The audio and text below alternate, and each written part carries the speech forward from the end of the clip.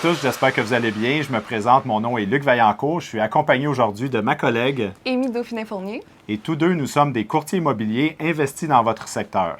Si vous êtes tombé sur cette vidéo aujourd'hui, c'est que vous avez scanné notre code QR qui se retrouve sur le Publisac que vous avez reçu et que vous recevrez au fil des semaines. L'objectif de cette initiative, c'est de pouvoir vous informer sur votre secteur et sur les dessous de l'immobilier. Donc, tout ce qui est technique, tout ce qui s'en vient dans les prochains mois, prochaines années par rapport à la municipalité.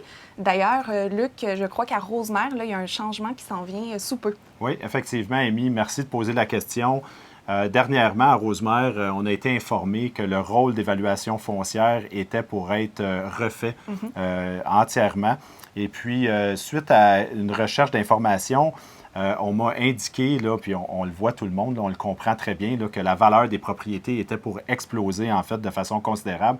Quand on dit exploser, là, pour vous donner une idée, ça peut aller de l'ordre de 50 à 60 de plus que le dernier rôle, en fait. Donc, votre propriété, techniquement, aurait une valeur augmentée de 50 à 60 de plus.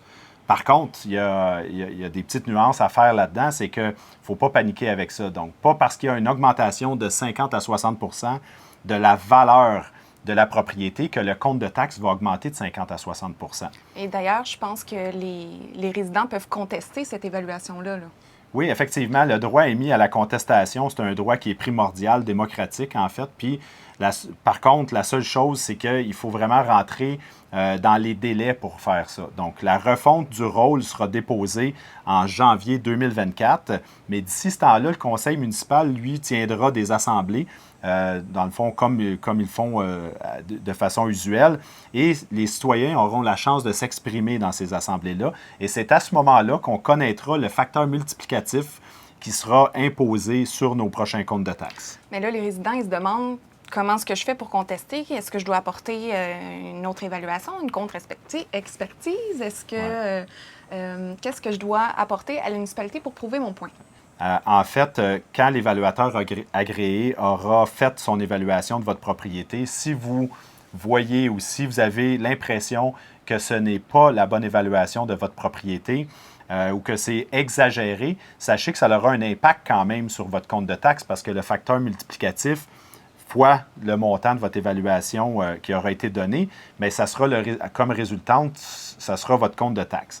Maintenant, pour répondre à ta question, les moyens qu'on a, ça serait comme une contre-expertise. À ce moment-là, le courtier immobilier peut intervenir.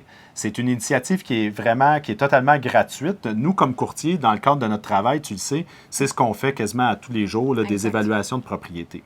Donc, nous, ce qu'on propose, c'est que si quelqu'un a l'impression ou pense que son compte, que l'évaluation de sa propriété serait fautive, on peut nous consulter et sur demande, on remettra une évaluation selon notre propre perception du marché actuel. Maintenant, si vous avez besoin de conseils ou de plus d'informations concernant le rôle d'évaluation foncière, n'hésitez pas à nous contacter. Et en terminant, j'invite les gens à nous suivre sur les médias sociaux. À tous les mois, nous organiserons des concours qui encouragent des commerçants locaux. Effectivement. Et on se dit à la prochaine pour une autre capsule de Dans ma cour. À la prochaine!